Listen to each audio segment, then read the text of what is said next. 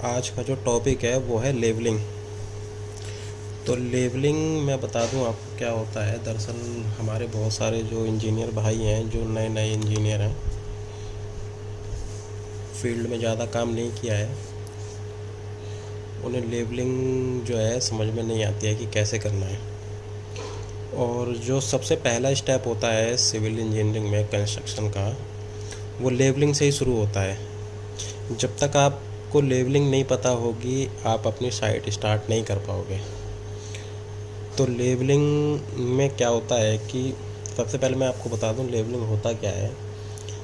Levelling होती है जो भी आपके जहां आपको साइट शुरू करनी है, जो उसके स्पेसिफिक पॉइंट्स होते हैं, उन्हें या तो आपको इस्टेब्लिश करना हो, या वेरीफाई करना हो, या उसकी हाइट निकालनी हो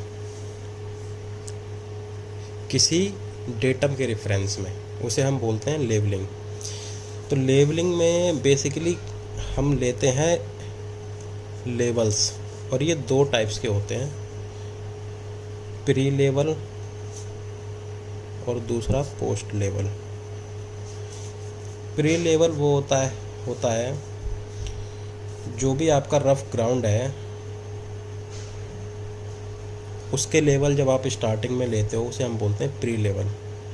उसके बाद जो भी आप पॉइंट सेट्स करते हो, उसके रेफरेंस में जब आप वहाँ कटिंग कर लेते हो या फिलिंग कर लेते हो, उसके बाद आप लेवल लेते हो, उसे हम बोलते हैं पोस्ट लेवल।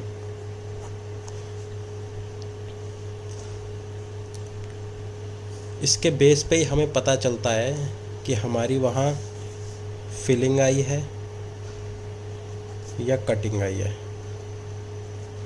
तो ये मैं आपको बाद में बताऊंगा।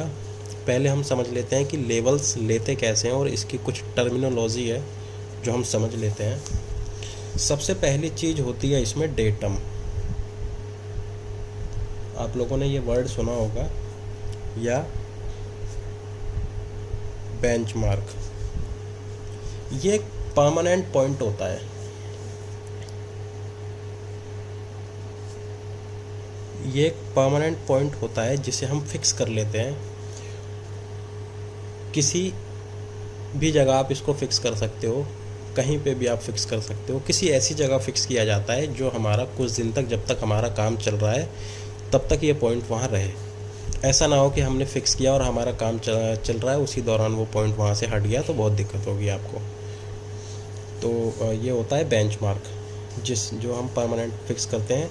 और इसका एक फिक्स्ड आरएल होता है जो हम अज्यूम कर लेते हैं। इस पॉइंट पे हम एक आरएल अज्यूम करते हैं, वो मैं बताऊंगा आपको। सेकंड चीज़ होती है आरएल, रिड्यूस्ड लेवल, जिसे हम बोलते हैं आरएल।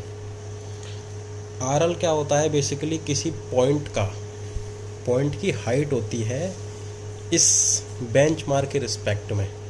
जो हाइट आप निकालते हो, जो एलिवेशन उस पॉइंट का आप निकालते हो, उसे हम बोलते हैं आरएल।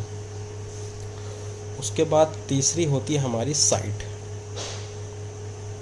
ये वो वाली साइट नहीं है, ये साइट है, SIGHT वाली साइट। ये 3 टाइप्स की होती हैं बेसिकली। एक होती है बैक साइट, दूसरी होती है इंटरमीडिएट साइट, और तीसरी होती है फोर साइट। अब इसमें जो हमारी बैक साइट होती है, इसे हम बोलते हैं पॉजिटिव साइट, और इंटरमीडिएट साइट जो हमारी होती है, और फोर साइट, ये होती है हमारी नेगेटिव साइट। ये दोनों हमारी इंटरमीडिएट और फोर साइट जो हमारी होती है वो नेगेटिव साइट होती है, और बैक साइड जो होती है हमारी वो पॉजिटिव साइड होती है। क्यों होती है वो मैं आपको बताऊंगा, और कैसे होती है। उसके बाद हमारा जो फोर्थ टर्म है वो है हाइट ऑफ इंस्ट्रूमेंट।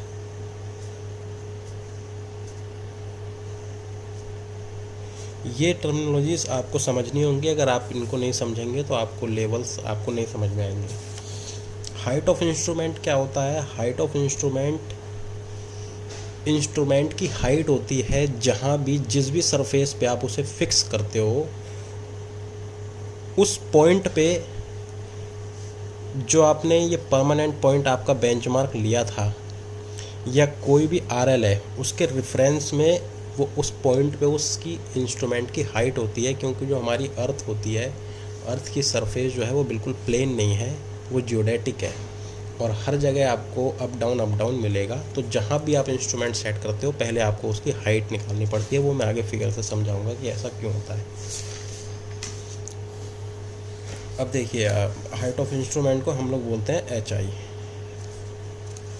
अब जैसे मैं यहाँ पे आपको एक फिगर बता रहा हूँ। मान लीजिए ये आपका ग्राउंड है, ये आप पोर्शन है।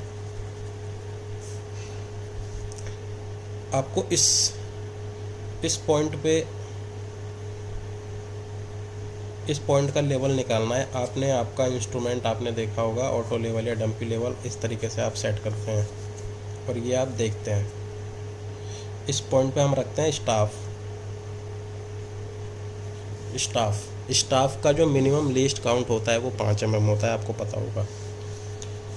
ये जो है इस लाइन को हम बोलते हैं लाइन ऑफ साइट, इंस्ट्रूमेंट की लाइन ऑफ साइट। ये हमारा ऑटो लेवल है।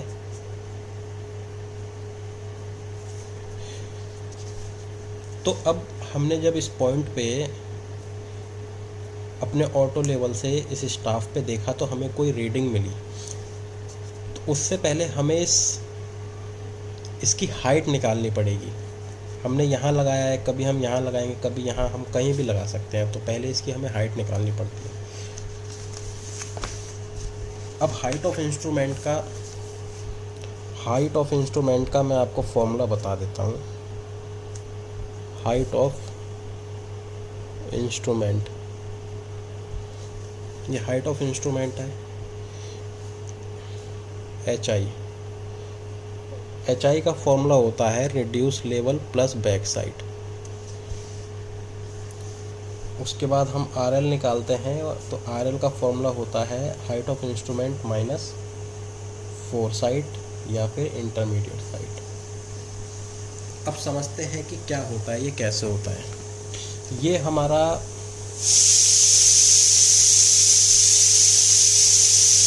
हमारा कोई ग्राउंड है, ये कोई ग्राउंड है, इसके पॉइंट्स हमें सेट करने हैं, हमें इनका लेवल लेना है। अब हमने क्या किया, ये हमारा बेंचमार्क है जिसे हमने बोला BM। इस पे हम एक RL एज्यूम करते हैं, जो हम मान लेते हैं कि 100 है। इस पॉइंट पे ये एज्यूम RL होता है, ये हमेशा एज्यूम किया जाता है। और 100 हम इसलिए एज्यूम करते हैं ताकि कैलकुलेशन में ईज हो। अब हमें इसका लेना है, तो हमने अपना इंस्ट्रूमेंट लगाया, ये हमारा ऑटो लेवल है। तो सबसे पहले इस इंस्ट्रूमेंट से हम अपने इस RL पे एक साइट लेते हैं, क्योंकि आप देखो हाइट ऑफ इंस्ट्रूमेंट का फॉर्मूला क्या होता है, RL प्लस BS। तो हमने इस पे अपना स्टाफ रखा और ये हमने यहाँ से रीडिंग ली। अब आप मान लो कि आपने यहाँ रीडिंग ली, आपको स्टाफ में रीडिंग मिलती है, स्टाफ की रीडिंग आपको मिलती है 1 मीटर। और इस पे आपने ये बैक साइड ली, बैक साइड को हम फर्स्ट साइड भी बोलते हैं। सबसे पहली रीडिंग जो आप लेते हैं अपने बेंचमार्क पे, उसे हम बोलते हैं बैक साइड। क्योंकि बैक साइड आप उसी पे ले सकते हैं जिसका RL आपको पहले से पता हो। जिसका RL आपको पहले से नहीं पता है, आप उस पर बैक साइड नहीं ले सकते। और बैक साइड हमेशा हाइट ऑफ इंस्ट्रूमेंट निकालने के लिए ली जाती है, हमेशा नॉन RL पे। तो बैक साइड को हम लोग फर्स्ट साइड भी बोलते हैं, फर्स्ट साइड। तो ये जो बैक साइड आई है स्टाफ में, वो आपकी आई है 1 मीटर स्टाफ पे। अब हम यहाँ से हाइट ऑफ इंस्ट्रूमेंट निकालेंगे। क्या फॉर्मूला था हमारा हाइट ऑफ इंस्ट्रूमेंट का, RL प्लस बैक साइड। तो यहाँ पे RL हमने कितना 100 माना हुआ है, और हमारी उस पर रीडिंग कितनी आई है बैक साइड की 1, तो हमारा 101.00 मीटर जो है वो हाइट ऑफ इंस्ट्रूमेंट हो गई। अब हमारी इंस्ट्रूमेंट की हाइट निकल चुकी है। अब हम अपने इस ग्राउंड के लेवल ले सकते हैं। अब जैसे हम मान लेते हैं ये हमारा ग्राउंड था 10 मीटर बाई 6 मीटर का ये ग्राउंड है, इस पर आपको लेवल लेना है। तो आप किसी भी इंटरवल पे मिनिमम 3, जैसा आपका छोटा ग्राउंड है तो छोटे इंटरवल बनाओ, बड़ा ग्राउंड है तो बड़े इंटरवल बनाओ। तो मैं मान लेता हूँ यहाँ मैं 3-3 मीटर पे, इधर मैं 2-2 मीटर पे ले लेता हूँ, 1 2 3 4, और ये मान लो आपके पॉइंट हैं ABCDEFGH। अब आपने यहाँ से ए पॉइंट पे रीडिंग ली। अब आप ए पॉइंट पे जो रीडिंग लोगे वो आपकी इंटरमीडिएट साइट होगी, बी पे भी इंटरमीडिएट साइट होगी, सी पे भी। आपकी लास्ट रीडिंग जिस भी पॉइंट पे आप लोगे, चाहे वो एच हो, जी हो, एफ हो, ई हो, किसी भी पॉइंट पे जो लास्ट रीडिंग लोगे आप, उसे हम बोलेंगे 4 साइट। वो 4 साइट में काउंट होती है। तो अब जैसे हमने यहाँ से ए पे हमने ली, अब ए पे हमारी स्टाफ रीडिंग, ए पे हमारी जो स्टाफ की रीडिंग आती है, ए पे हमारी स्टाफ रीडिंग आप मान लो कि हमारी स्टाफ रीडिंग आती है 0.5 मीटर। अगर 0.5 मीटर उस पर आई तो हमारा ए पॉइंट पे RL क्या होगा, तो हम निकालेंगे RL एट ए जो होगा, हमने क्या बताया था फॉर्मूला, हाइट ऑफ इंस्ट्रूमेंट, यहाँ देखिए height of instrument minus 4 site और इंटरमीडिएट साइट। तो अभी हमारे पास इंटरमीडिएट साइट है, तो हाइट ऑफ इंस्ट्रूमेंट हमने यहाँ निकाली थी 101 मीटर, माइनस हमें इंटरमीडिएट साइट मिली है कितनी 500 mm। तो हमारा जो इस पॉइंट पे RL होगा वो हो जाएगा 100.5। इसी तरीके से हम बी पे निकालेंगे, सी पे, डी पे, हर पॉइंट पे। आप मान लो बी पे आपको मिलती है 600, सी पे आपको मिलती है 1.2 मीटर, कुछ भी।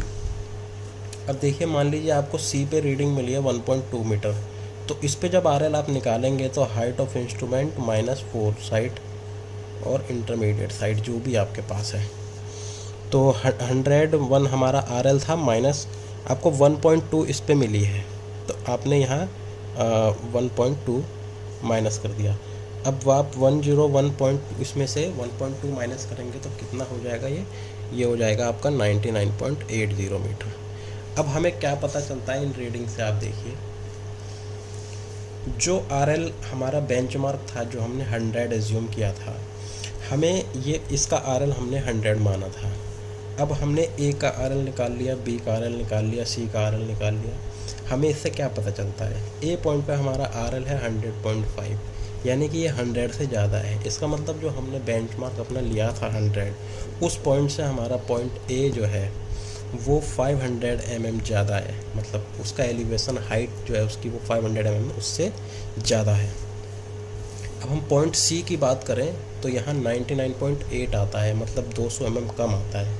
यानी कि जो हमारा पॉइंट बी है, जो हमारा पॉइंट बी है वो पॉइंट जो सी है जिस पर 1.2 रीडिंग है हमारी, वो उस जो बेंचमार्क हमने 100 माना है उससे 200 mm डाउन है। इसका मतलब वहाँ फिलिंग आएगी, यहाँ कटिंग आएगी 500 mm, यहाँ 200 mm की फिलिंग आएगी। ठीक है, तो आप ये देख के भी पता कर सकते हो ग्राफ देख के कि यहाँ पे क्या हो रहा है।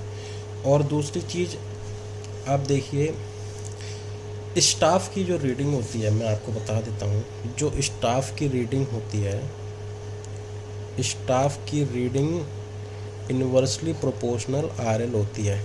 स्टाफ रीडिंग जितनी ज़्यादा होगी RL उतना कम होगा उस पॉइंट पे, स्टाफ रीडिंग जितनी कम होगी RL उस पॉइंट पे उतना ज़्यादा होगा। अब देखिए यहाँ पे स्टाफ रीडिंग हमारी 500 थी, तो यहाँ RL 100.5 था। यहाँ स्टाफ रीडिंग 1.2 है, तो यहाँ RL हमारा 99.8 हो गया। इसका मतलब क्या है, स्टाफ रेटिंग कब आपकी ज़्यादा आएगी, देखिए ये फिगर देखिए आप, यहाँ पे ये आपने स्टाफ रखा हुआ है। आप यहाँ से इस पॉइंट को देखेंगे, आपको अगर 500 mm की रीडिंग इस पे मिलती है, उसके बाद इस पॉइंट पे आप अगर स्टाफ रखते हैं तो यहाँ पे आपको क्या हाइट मिलेगी, देखिए यहाँ 500 mm मिल रही है। अगर यहाँ से आप सीधी लाइन खींचेंगे तो इतना एक्स्ट्रा है यहाँ पे स्टाफ, तो यानी कि इतनी एक्स्ट्रा रीडिंग आपको मिलेगी, यानी 500 से कुछ ज़्यादा मिलेगी। आप हम मान लेते हैं इस पर आपको 700 मिली है। तो इसका मतलब क्या है कि यहाँ पे जो RL आएगा, स्टाफ रेटिंग कम है, यहाँ पे RL जो आएगा वो ज़्यादा आएगा, स्टाफ रेटिंग ज़्यादा है, यहाँ RL कम आएगा। और आप प्रोफाइल भी देखिए, यहाँ ज़्यादा है फिर ये कम होती जा रही है। तो उससे भी आप समझ सकते हैं कि आप जो है वो कैलकुलेशन ठीक कर रहे हैं या गलत कर रहे हैं।